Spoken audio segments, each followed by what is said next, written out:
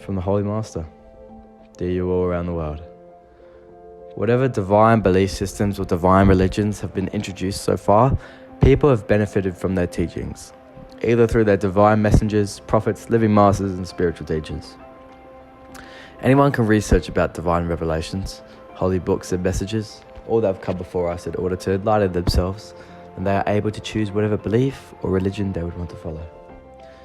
There are some superstitious elements still practiced in some divine religions that, because at a time the founder, messengers, or prophets of that particular religion back then intended to perform some practices, which would have been out of necessity in their society, community, or a part of their cultural values, or whatever required at that same time. Some of those practices became a norm and still being considered or treated as religious ritual. However, if you're looking at the source of all those monotheistic belief systems, whether Islamic, Christianity, Judaism, Zoroastrianism, they talk about the same thing or have quite the same teaching. All their teachings focus on a dualistic cosmology of good and evil, light versus darkness, hate or anger versus love, and compassion, oppression versus kindness, and generosity. All talked about negative and positive forces within. To put it into simplistic terms, the one that has high positive values is human, and one who holds negative emotions and values is a wild animal kind.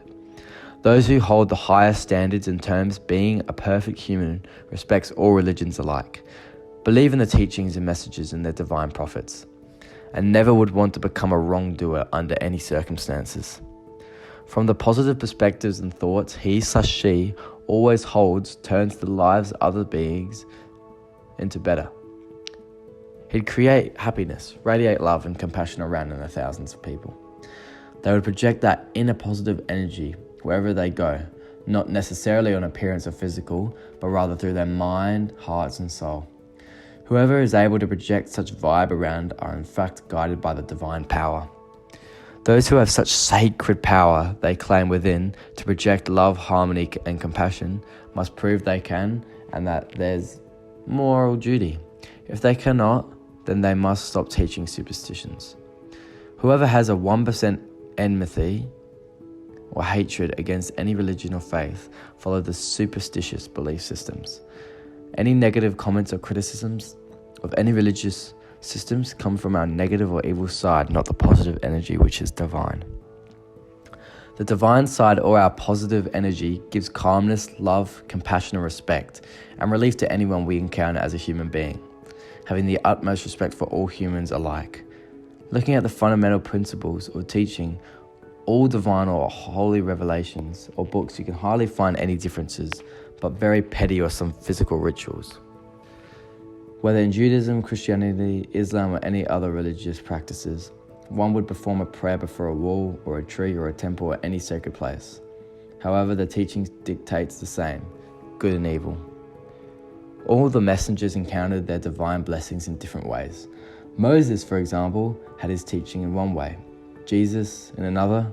Muhammad was transformed into a different way, or Bananak or Guru Nanak of Sikhism received in another way. However, all were connected to the same source of light and energy.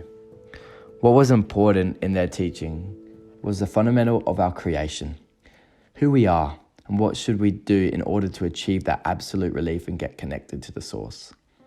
Never involve your personal, racial, socio-political interests into this divine message of oneness, but rather seek the truth in humanity.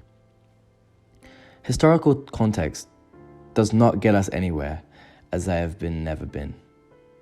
If we pull out some stories of defining or emphasizing on whether my belief is superior or better than yours or theirs, the projection of stories from the life of each divine prophet to create a difference in a community or society will not get us anywhere, but rather divide the people.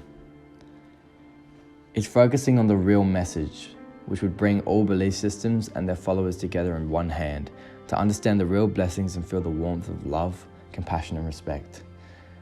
May you all be blessed. Thank you.